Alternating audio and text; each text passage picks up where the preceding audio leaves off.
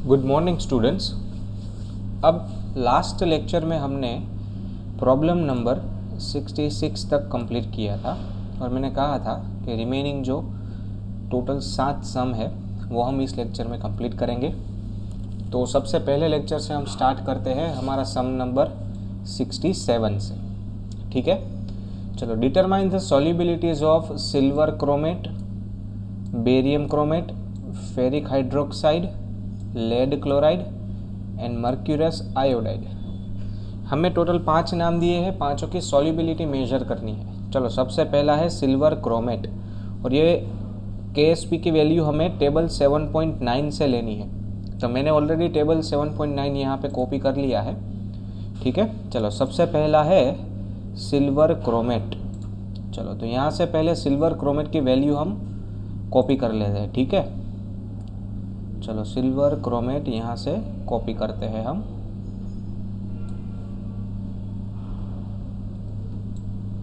चलो, इसको मैं यहाँ लगा देता हूँ। उसके बाद दूसरा है बेरियम क्रोमेट। चलो, बेरियम क्रोमेट को यहाँ से कॉपी कर लेते हैं। चलो, ये हो गया बेरियम क्रोमेट। उसके बाद फेरिक हाइड्रोक्साइड है, ये रहा फेरिक हाइड्रोक्साइड। यहाँ से फेरिक हाइड्रोक्साइड का वैल्यू कॉपी कर लेते हैं। चलो, ये हो गया फेरिक हाइड्रोक्साइड। उसके बाद लेड क्लोराइड है। चलो, लेड क्लोराइड यहाँ से ले लेते हैं। ये हो गया लेड क्लोराइड।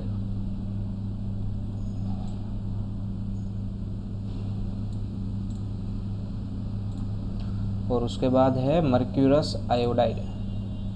तो यहाँ से मर्क्यूरस आयोडाइड को भी ले लेते हैं।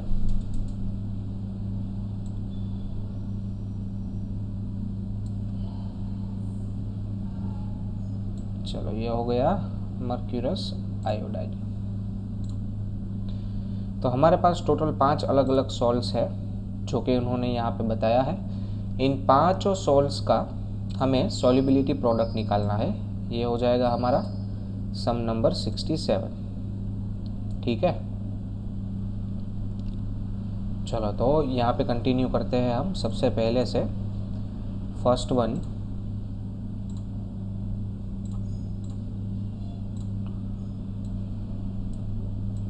Ag2CrO4। चलो, उसका KSP का फॉर्मूला सबसे पहले बनाते हैं। चलो, उसमें पॉजिटिव रेडिकल कितने हैं देखो ज़रा।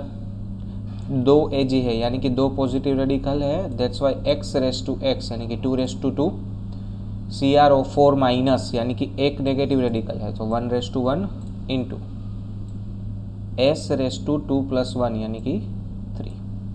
तो हमारा KSP आएगा 1.1 into 10⁻⁻12 equal to 4 into S³ clear.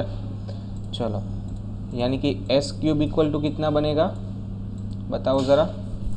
तो आपको 1.1 को 4 से डिवाइड करना पड़ेगा, तभी आपको आपका आंसर मिलेगा। चलो, 1.1 डिवाइड बाई 4, आंसर आएगा 0.275 इंटू 10⁻⁻12। अब आपको क्यूब रूट निकालना है यहाँ पे। चलो, किसका क्यूब रूट निकालोगे तो सिंपली आपको 0.275 का क्यूब रूट निकालना है। चलो, उसका क्यूब रूट होता है 0.65, यानी कि सिल्वर क्रोमेट का सॉल्युबिलिटी आता है 0.65 और 12 को 3 से डिवाइड कर दो into 10⁻⁻4 molar. Okay, solubility find करने को बोला था और हमें मोलारिटीज फाइंड करने को कहा है इंडिविजुअल आयंस की। चलो, देयरफॉर अब जो Ag+ है उसका कॉन्सेंट्रेशन कितना होगा, तो 2 Ag+ थे वहाँ पे। That's why 2 into 0.65 65 into 10⁻⁻⁴। चलो 2 से मल्टीप्लाई करो 0.65 को, आंसर आएगा 1.3 इंटू 10⁻⁻⁴ मोलर। ये हो गया Ag प्लस, और वैसे ही CrO4 माइनस। चलो CrO4 माइनस का कॉन्सेंट्रेशन तो एक ही है, वो तो सेम टू सेम रहेगा, यानी कि 6.5 इंटू 10⁻⁻⁵ मोलर। क्या किया मैंने, एक पॉइंट को शिफ्ट कर दिया। ये हुआ आपका पहला सम। अब दूसरा सम देखो। चलो BaCrO4 यानी कि उसका KSP फॉर्मूला लगाओ। KSP equal to positive radical Br एक ही है, सो 1:1, नेगेटिव भी एक ही है CrO4 माइनस, सो 1:1 और S स्क्वायर। तो आपको सीधा ही क्या करना है, S square equal to 1.2 into 10⁻⁻10। चलो 1.2 का स्क्वायर रूट निकालना है आपको। 1.2 का स्क्वायर रूट, आंसर आएगा 1.09। So S equal to 1.09 into 10⁻⁻5 molar. और यही कॉन्सेंट्रेशन किसका रहेगा, Ba+2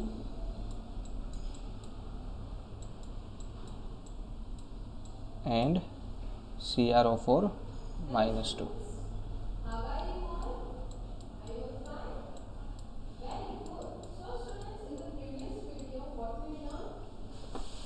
हो गया दूसरा सम। अब तीसरा सम देखते हैं। चलो तीसरा सम क्या है, FeOH थ्राइस। चलो उसके लिए KSP फॉर्मूला बनाओ। एक पॉजिटिव रेडिकल है यानी कि 1:1, 3 नेगेटिव रेडिकल है, दैट्स वाई 3:3, और S 3 + 1 S⁴। चलो देयरफॉर 1 इंटू 10⁻⁻38 इक्वल टू 3:3 यानी कि 27 इंटू S⁴। चलो अब मैं यहाँ पे 4 से डिवाइड हो सके ऐसे पावर को एडजस्ट करता हूँ। -36 करना है तो यहाँ पे 100 हो जाएगा। So S⁴ equal to 100 divided by 27 into 10⁻⁻36। ठीक है। चलो 2 नंबर मैंने बड़ा किया, तो 2 नंबर अगर बड़ा करोगे तो माइनस पावर बढ़ेगा, यानी कि -36 नहीं होगा, -40 हो जाएगा। चलो अब आपको 100 को 27 से डिवाइड करना है, 3.70, और उसका क्वार्टर रूट निकालना है, यानी कि 2 बार स्क्वायर रूट। आंसर आएगा 1.38। ठीक है। तो S हमें मिलेगा 1.38 इंटू 10⁻⁻10 मोलर। ठीक है। अब आप 3 से मल्टीप्लाई करके OH माइनस भी यहाँ से कैलकुलेट कर सकते हो। ये तो Fe+3 का हो गया, समझ में आया। चलो ऐसे ही आपको बाकी के 2 सम करने हैं, ये दोनों। ठीक है। यहाँ पे क्यूब रूट निकालना होगा और यहाँ पे क्वार्टर रूट निकालना होगा। तो ये आपका था सम नंबर 67। चलो आफ्टर दैट सम नंबर 68। चलो यहाँ पे फिर से आपको कुछ करने को कहा है, बहुत ही इजी है ये। आप देख सकते हो यहाँ पे Ag2CrO4 सिल्वर क्रोमेट वापस से लिया है, जो हमें ऑलरेडी कैलकुलेट कर लिया है, और उसके बाद है AgBr। तो आपको इन दोनों का सॉल्युबिलिटी फाइंड करना है और फिर उनका रेशियो निकालना है। ओके। चलो तो स्टार्ट करते हैं ये वाला सम। सबसे पहले Ag2CrO4 का कैलकुलेट करना है। एक्चुअली हमने वो ऑलरेडी कैलकुलेट कर लिया है, तो हम यहाँ से उसको कॉपी कर सकते हैं ना। ठीक है। चलो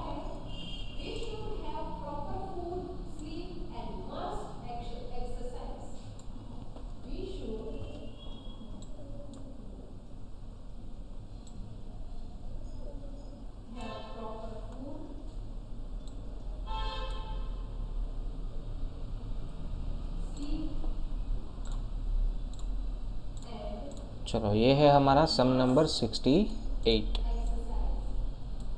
ओके, चलो उसमें पहले का हमने कैलकुलेट कर लिया AgCrO4 का। अब दूसरे का करते हैं AgBr का। चलो AgBr में एक पॉजिटिव रेडिकल है, एक नेगेटिव है, तो KsP इक्वल टू डायरेक्ट रहेगा S²। ठीक है, चलो देखो 1 पॉइंट इसका है 5 × 10⁻⁻13। चलो सो 5 × 10⁻⁻13 इक्वल टू S²। चलो यहाँ पे 50 कर दो और 50 का स्क्वायर रूट निकाल लो। 50 का स्क्वायर रूट 7.07, तो S इक्वल टू आएगा 7.07 इंटू 10⁻⁻7। क्यों -7? क्योंकि यहाँ पे 50 कर दिया था और 10⁻⁻14 हो गया था। Okay, clear? चलो अब दोनों का हमें S मिल गया है, राइट? ओके, तो अब हमें दोनों का रेशियो निकालना है। तो क्या करेंगे हम, इसको S1 कहते थे, इसको S2 कहते थे। ठीक है, चलो simply S1 divided by S2 यानी कि 0.65 इंटू 10⁻⁻4 डिवाइडेड बाई 7.07 इंटू 10⁻⁻7। चलो 0.65 डिवाइडेड बाई 7.07 0.091 और 10⁻³ पावर यानी कि इंटू 1000, यानी कि आंसर आएगा S1/S2 इक्वल टू 91.94। ये हो गया आपका सम नंबर 68। ओके, चलो आफ्टर दैट सम नंबर 69 के बारे में बात करते हैं। इक्वल वॉल्यूम्स ऑफ, दोनों के इक्वल वॉल्यूम लिए हैं 0.002 मोलर के। अब इक्वल वॉल्यूम लेने की वजह से वॉल्यूम डबल हो जाएगा, सो इसका कॉन्सेंट्रेशन आधा हो जाएगा। ठीक है, ये मोस्ट IMP सम है, सम नंबर 69 मोस्ट इंपॉर्टेंट है। ठीक है, सम नंबर 69 देखना, इक्वल वॉल्यूम यानी कि V वॉल्यूम ऑफ 0.002 मोलर कौन सा सॉल्यूशन है, सोडियम आयोडेट यानी कि NaIO3।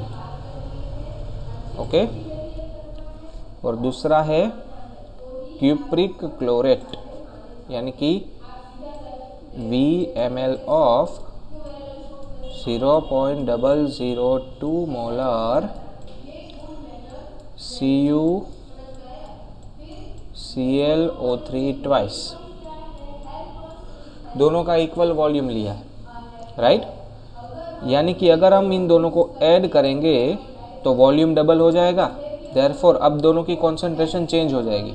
इसकी हो जाएगी 0.01 मोलर और इसका हो जाएगा सेम टू सेम 0.001 मोलर। क्यों? क्योंकि दोनों को मिक्स किया है, यानी कि V+V 2V हो गया, तो 2 से इसको डिवाइड करना पड़ेगा। ओके, चलो अब आगे क्या करना है, तो यहाँ से हमें क्या करना है वो क्वेश्चन में बताया है। देखो, कॉपर आयोडेट का प्रेसिपिटेशन होगा कि नहीं, यानी कि QSP फाइंड करना है। QSP फाइंड आउट करना है। कॉपर आयोडेट, कॉपर एक है यानी कि Cu+2 का कॉन्सेंट्रेशन इंटू IO3 माइनस का कॉन्सेंट्रेशन। चलो दोनों का सेम टू सेम है, 0.001 इंटू इसका स्क्वायर रहेगा ना, क्यों? क्योंकि 2 आयोडेट चाहिए होंगे, यानी कि 0.001 का स्क्वायर। चलो अब पावर को देखो, तो 1 2 3 यानी कि 1 इंटू 10⁻⁻9 हो गया QSP। और KSP कितना था देखो, KSP है 7.4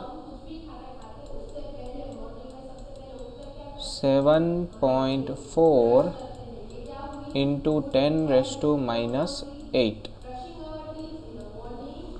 ओके, देखो चलो दोनों का कंपेयर करोगे तो KSP ज़्यादा है, KSP is greater than QSP, यानी कि प्रेसिपिटेशन नहीं होगा, PPTs नहीं बनेंगे।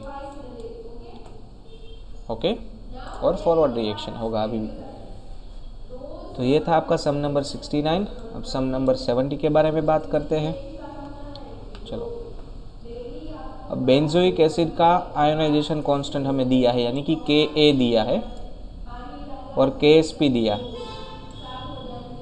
How many times the silver benzoate are soluble in buffer, और बफर वाले सम हमारे सिलेबस में नहीं है, यानी कि 70 नंबर का सम हम कैलकुलेट नहीं करेंगे। उसके बाद 71 के बारे में बात करते हैं। What is the maximum concentration of equimolar solution of ferrous sulphate and sodium sulfide so that when mixed in an equal volume there is no precipitation of iron sulfide। हमें इन दोनों का कितना कॉन्सेंट्रेशन लेना है ताकि हमें आयरन सल्फाइड के precipitation ना मिले। मैक्सिमम कॉन्सेंट्रेशन फाइंड आउट करना है दोनों का।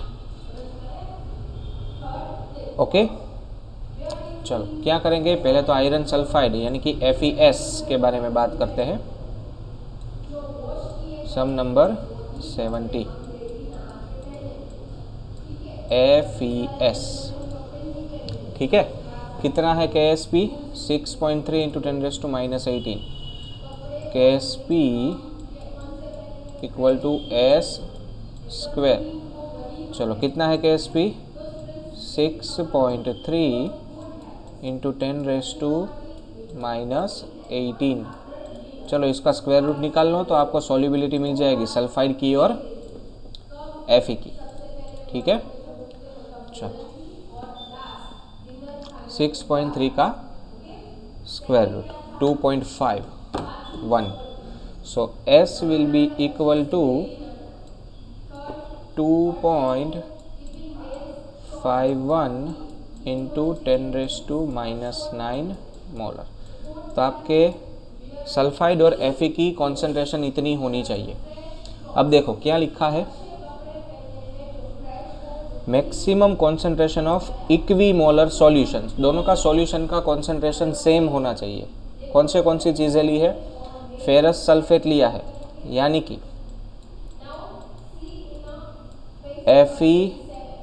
FeSO4 लिया है और सोडियम सल्फाइड लिया है, यानी कि Na2S लिया है। इन दोनों को रिएक्ट करवाना है, बनाना है हमें FeS और Na2SO4, ठीक है। चलो अब इसका कॉन्सेंट्रेशन कितना है, इसका कॉन्सेंट्रेशन है 2.51 इंटू 10⁻9। अगर आपने दोनों का 2.51 लिया तो इसका कितना आएगा, आधा हो जाएगा। क्यों, दोनों का वॉल्यूम भी तो ऐड होता है। देखो क्या लिखा है, इक्वल वॉल्यूम पे ऐड किया है, यानी कि इससे इन दोनों का कॉन्सेंट्रेशन डबल हो जाएगा, यानी कि 2.51 इंटू 2.51 इंटू 2, तो इसका कॉन्सेंट्रेशन होगा 5.02 इंटू 10⁻⁻⁹ और सेम टू सेम यहाँ पे 5.02 इंटू 10⁻⁻⁹। इसका V वॉल्यूम है, इसका भी V वॉल्यूम है, दोनों को ऐड करोगे V प्लस V, यहाँ पे 2V हो जाएगा और कॉन्सेंट्रेशन इसका होगा इतना, आधा हो जाएगा ना कॉन्सेंट्रेशन। समझ में आया?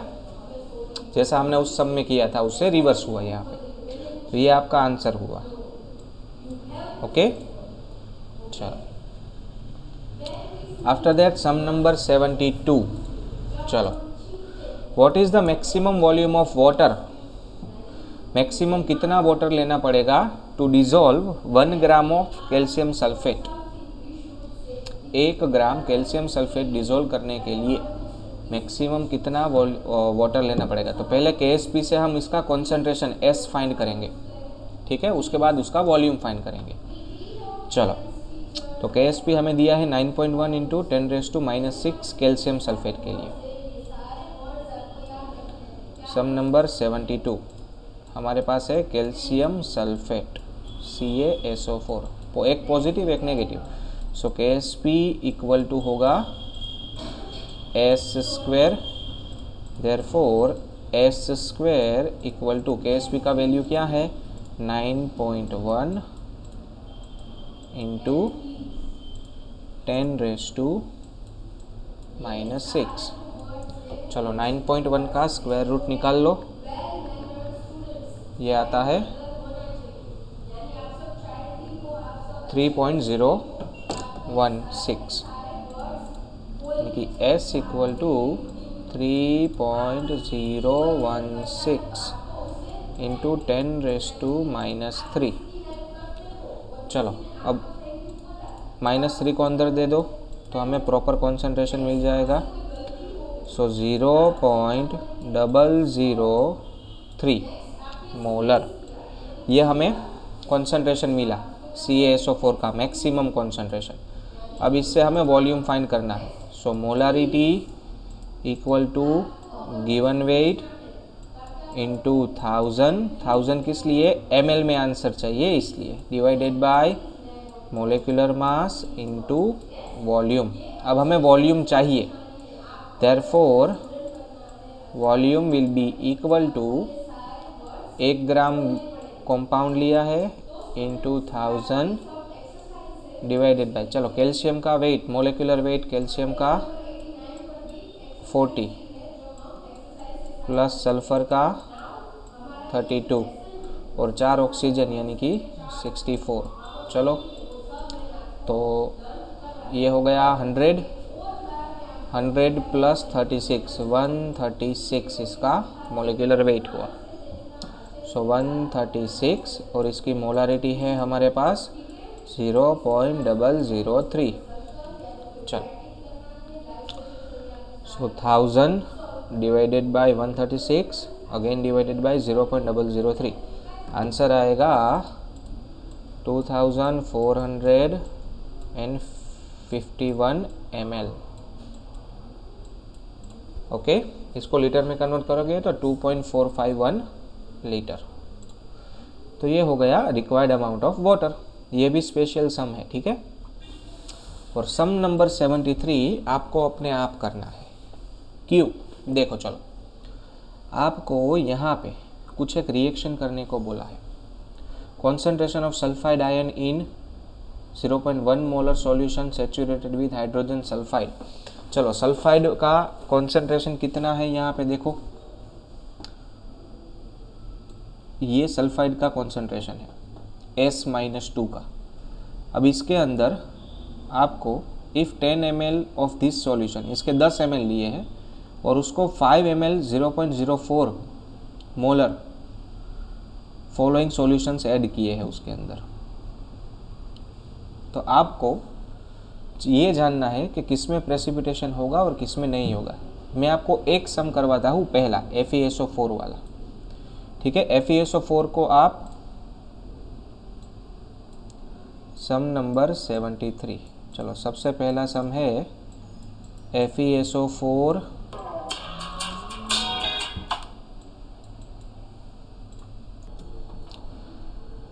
इसका रिएक्शन होगा S-2 के साथ और उसमें से बनेगा FeS प्लस SO4 -2। चलो इसका कॉन्सेंट्रेशन हमें पता है, इसका भी कॉन्सेंट्रेशन पता है, तो इसके मिलीमोल फाइंड आउट करने होंगे। ये है 0.04 मोल और उसका वॉल्यूम लिया है हमने 5, तो इसका मिलीमोल होगा 0.2 मिलीमोल। फिर सल्फाइड का देखो, चलो सल्फाइड जो है वो है 1 × 10⁻⁻19 और उसके 10 ml लिए हैं। 1 × 10⁻⁻19 और उसके 10 ml लिए हैं, यानी कि ये हो जाएगा 1 × 10⁻18 मोलर। तो आपके पास सल्फाइड का कौन सा मिलीमोल आया और आपके पास FeSO4 का मिलीमोल आया। अब FeS बनाना है तो दोनों इक्वल अमाउंट में ही लगेगा यहाँ पे FeS में, यानी कि 0.2 मोलर में से कितना यूज़ होगा 1 × 10⁻18, क्योंकि तब तो S-2 ख़त्म हो जाएगा। चलो तो अब हम QSP फाइंड आउट करते हैं, किसके लिए, FeS के लिए, यानी कि concentration of Fe+2 and concentration of S-2। ठीक है, चलो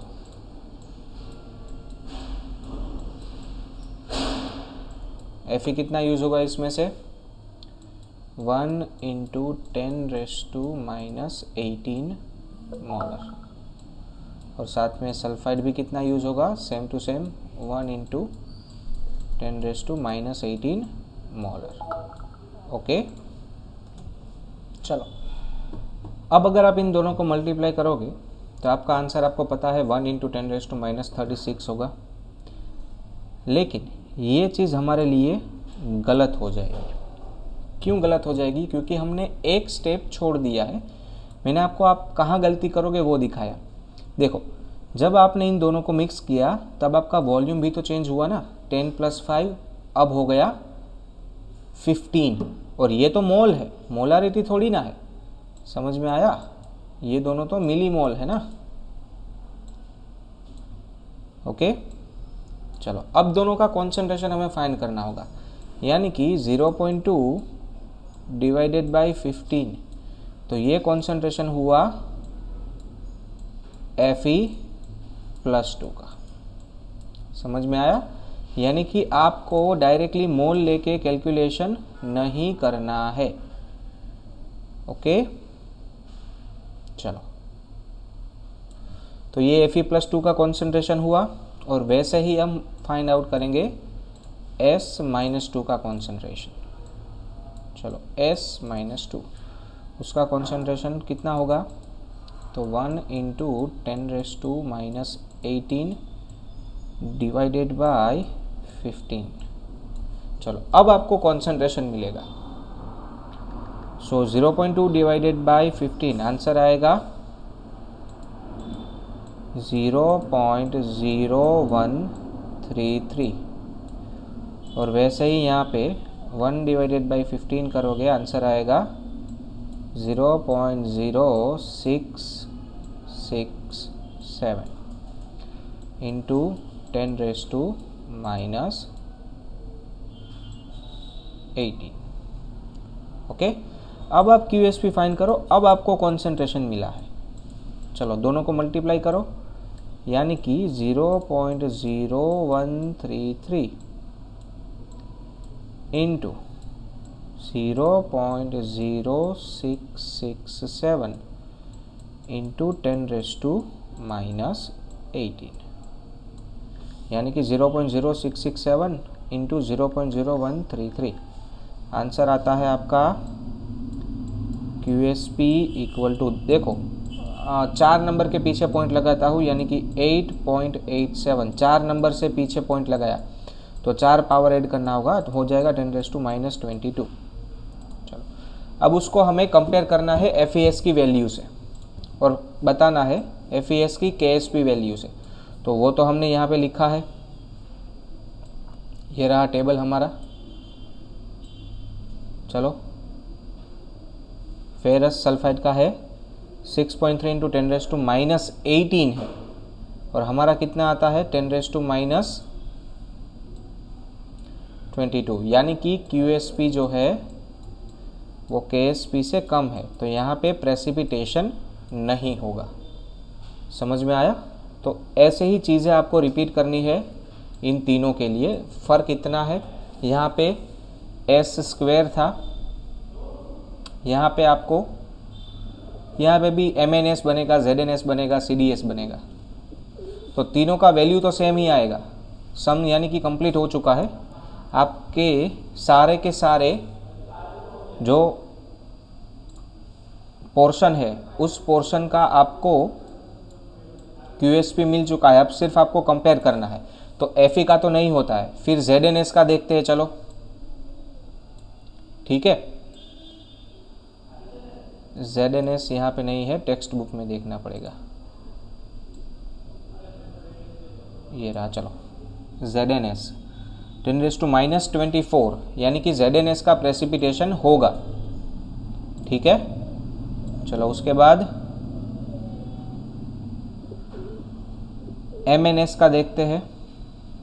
10⁻22 से अगर कम है तो होगा, अगर ज़्यादा है तो नहीं होगा। MNS, चलो मैंगनीज सल्फाइड -13, यानी कि ये ज़्यादा है, तो MNS का प्रेसिपिटेशन नहीं होगा। ठीक है, और लास्ट जो है CDS,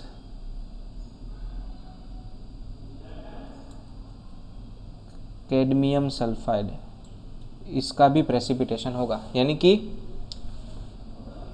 ZNS और CDS का प्रेसिपिटेशन होगा, लेकिन FES एंड MNS का प्रेसिपिटेशन नहीं होगा। सो यहाँ पे आपका चैप्टर नंबर 7 कंप्लीट होता है। नेक्स्ट लेक्चर में हम चैप्टर नंबर 8 स्टार्ट करेंगे। ओके, चलो, थैंक यू सो मच।